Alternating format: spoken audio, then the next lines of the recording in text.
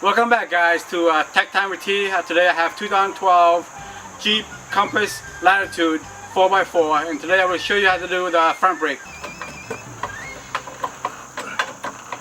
Lift up the tires. There you go.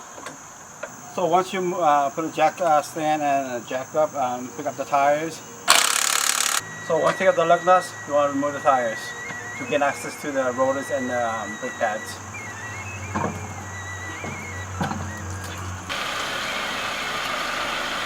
So let's pull up the hood.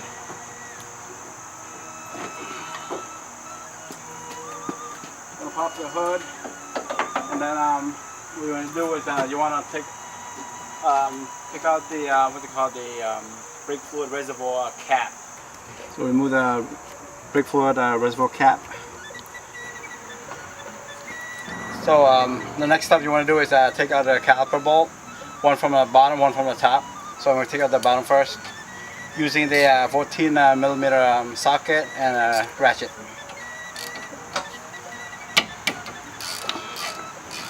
There you go. So once the bottom is loose, so leave it there for now. Don't take it out yet. So you want to loosen the top one. There you go.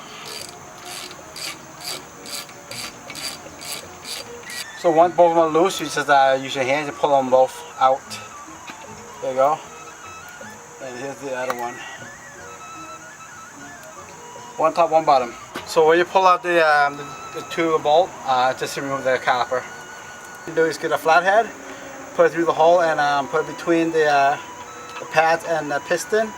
Try to push in the piston a little bit, and then you can easily pull it out, just like that. As you can see, once we get out the caliper, here's the pads, and you just pop it out with the flathead.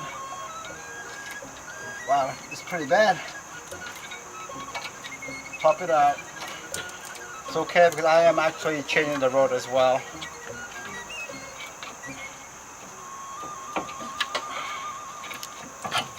It's one of them.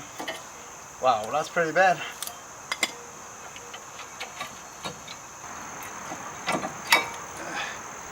Woo! Look at that. That's so good, right?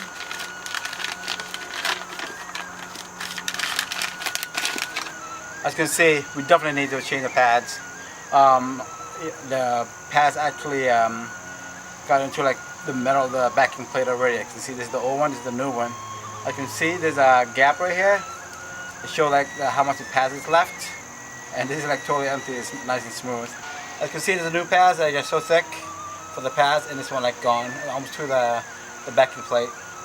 That's why we need to change it. So once you take out the pads out, the next step you want to do is to take out the bracket, which is two bolts from one top, one on the bottom. Which right now I'm going to take out the bottom first, which is right here. Use a 18 millimeter socket with a wrench.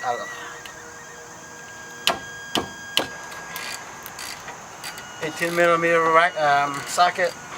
Take out the bracket bolt. The bottom one, don't take it out yet. Loosen it.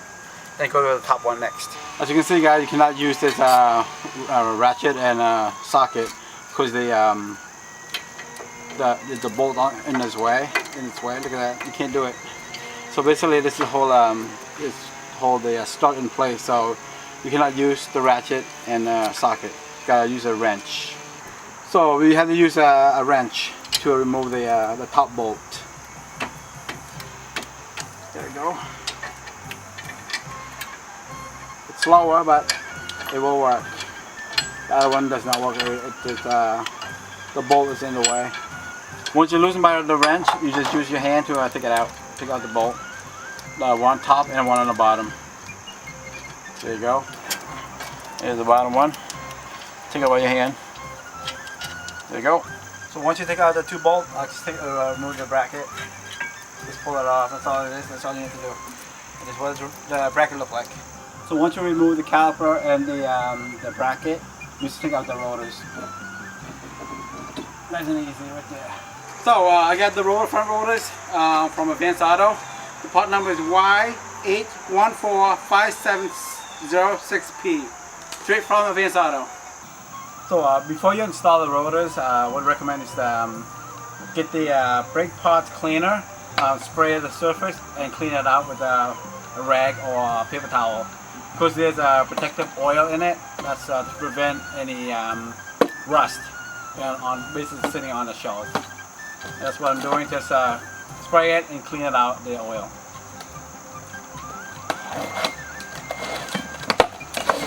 Nice and brand new. Love it.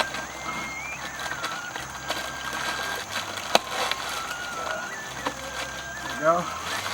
Got a plastic, very oily. So spray on the surface a little bit and wipe it with a rag on one side and flip to the other side. Quick spray and wipe it off. Oil. So basically, once you clean up the surface of the rotors, there's 5 different holes where the stud goes. Just line it up. Install it. To hold in place, what you want to do is get one little nut and just hand and put it in there. So basically, just try to hold the rotors in place. Before you put the bracket back, you want to remove the old hardware from the bracket and put the new one in. When you buy the pads, it's actually came with a new one, both sides. There you go. So next one you do is you want to install the bracket. Just align the hole with the hole on the, and then put the bolt in by hand for now until once you get it snug, go in nice and smooth. You want to use the wrench and the ratchet. So you want to do the top first by your hand, nice and snug, and then go to the bottom one.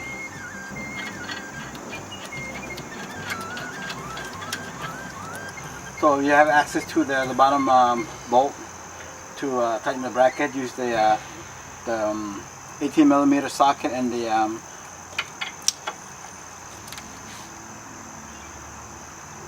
ratchet. So you're going to tighten it nice and tight. So once you tighten the bottom one, tighten the top with the wrench. Because you cannot use the socket for this one. So same way, make sure it's very tight. Because it's very important. It's a bracket.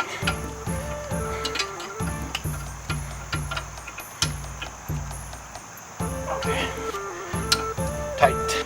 So once you put the bolt on the bracket, tighten the bracket down, you put the new hardware on the bracket. Snap on is all it is. There's a slot for it. That's the bottom one right there, all set. So once the bottom's done, you put it on the top. Same way, move it through the slot. So, this way. Snap it in. That's all you need to do. So when you put the new hardware in, what you want to do is either outside pad or the inside pad, which I'm doing the inside pad first. And usually the indicator goes the inside on the bottom. So I'm going to just slide right in there, and that's all you need to do. Okay, once you put in the one inside or outside, no matter which one you do first, and you slide in there. This one's outside, and that's all you need to do is align with the rotors.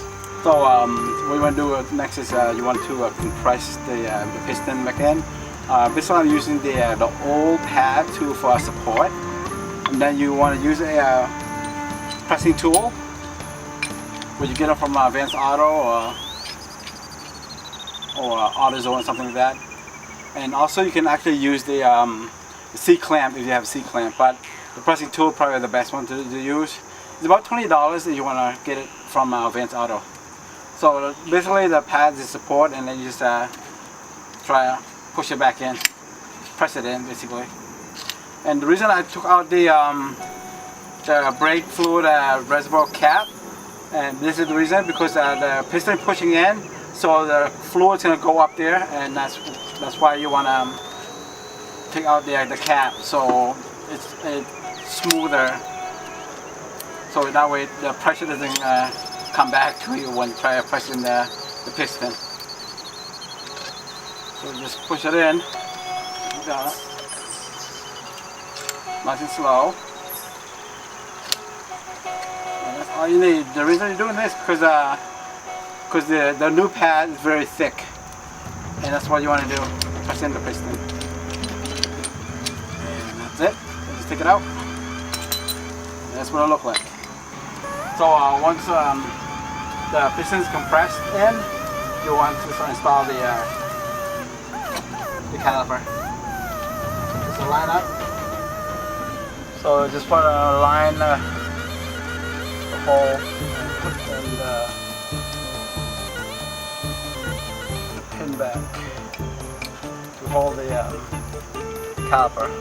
So once you align it, tighten the bolt by your hand first. You can use the 14mm socket as well by hand. You want to be nice and snug in first before you tighten with the ratchet. There you go. So once you tighten the top with the hand, you want to do the bottom same way. With your hand or your socket, more leverage. That's it. And then you use a ratchet. Use a ratchet and a 14mm socket to tighten the bottom first. You can do the top first too if you want, doesn't matter, top or bottom. You don't want to be too tight either. You don't want to strip the bolt because the bolt for the caliper is pretty small. So just tighten it up, bottom, and then do the top. Go. And we are good. That's it. Good. So once you install the caliper, the bracket, tighten the bolt, before you put a tire, you want to straighten the wheels back.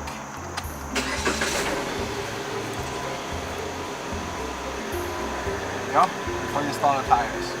Once you straighten the wheel back, you want the next thing is you want to install the tires. We're almost done. So align the hole with the studs.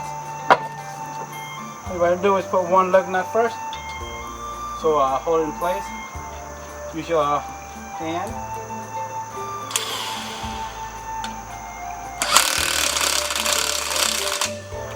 Okay, so hold in place. As you use your hand again to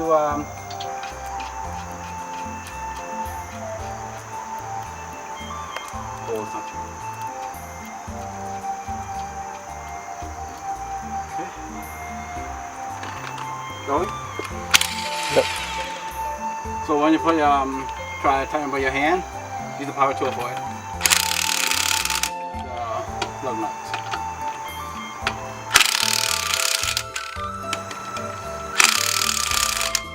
Try to do a star like what I'm doing, so that way go in.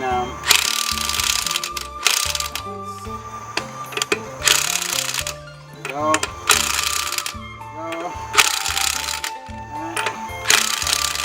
You're good. All set.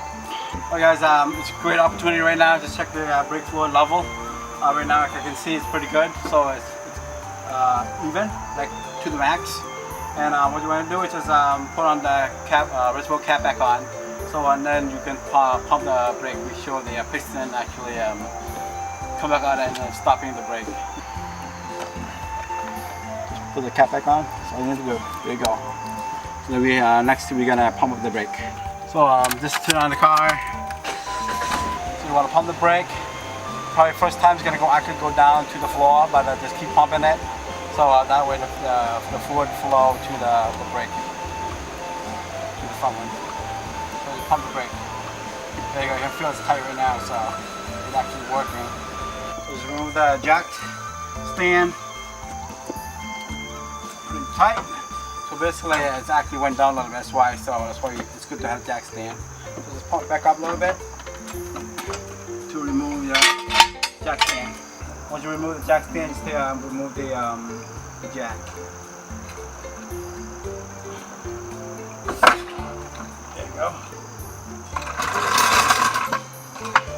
So once you install the tires, take out the jack stand, just shut down the hood. Shut the hood, and we want to test drive the car.